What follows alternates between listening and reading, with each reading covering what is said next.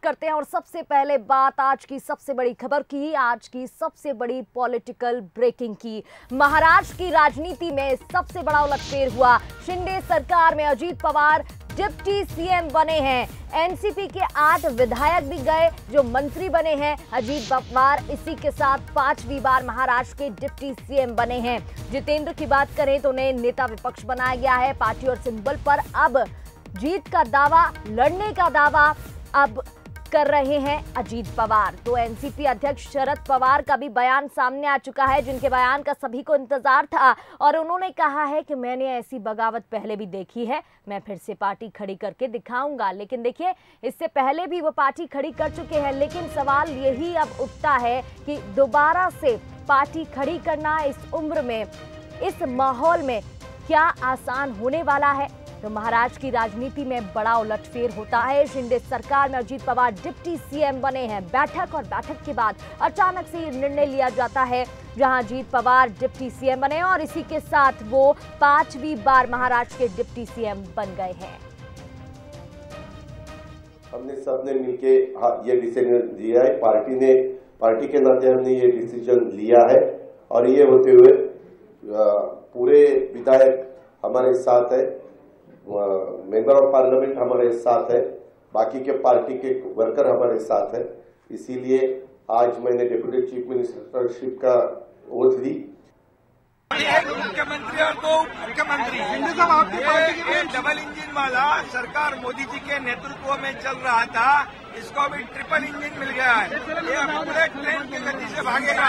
ये सर्वांगीण विकास के लिए मैं अजीत पवार और उनके सभी सहयोगी उनका स्वागत करता हूँ। और इस सियासी उलटफेर के बाद अब सवाल ये है कि आगे आखिर होगा क्या? क्यों अजीत पवार ने पार्टी और चुनाव चिन्ह पर अपना दांव खेला, दावा किया, तो वहीं शरद पवार का कहना है कि सभी विधायक उनके साथ हैं। अब ऐसे में आगे की लड़ाई आखिर क्या होगी, ये इस वक्त का सबसे बड़ा सवाल है। और चलिए इस पर ज्यादा बातचीत करेंगे। हमारे साथ वरिष्ठ पत्रकार नागपुर से मणिकांत सोनी जी जुड़ गए हैं। मणिकांत जी, बहुत बहुत स्वागत है आपका।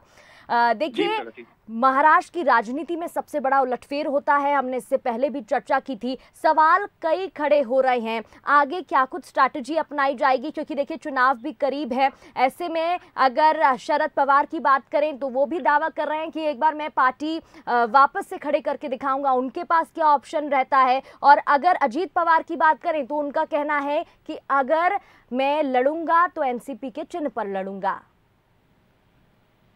जी, इसमें सबसे बड़ी बात हमारे पास अभी एक उदाहरण सामने है कि जिस तरह शिवसेना से में बगावत हुई थी और एकनाथ शिंदे मुख्यमंत्री बने थे, बाद में चुनाव आयोग तक ये मसला गया और चुनाव आयोग ने ये निर्णय लिया कि शिवसेना का नाम, चुनाव चिन्ह एकनाथ शिंदे को मिलेगा।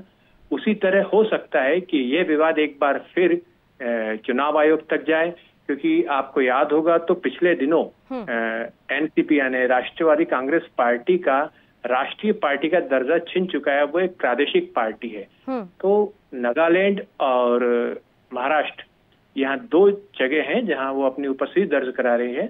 लेकिन अब अगर चुनाव आयोग में मसला जाता है, क्योंकि अजीत पवार अड़े हुए हैं कि वो एनसीपी के ही चुनाव चिन्ह पर, पार्टी के नाम पर चुनाव लड़ेंगे, लेकिन शरद पवार कहते हैं कि मैं पार्टी को दोबारा खड़ी करूंगा।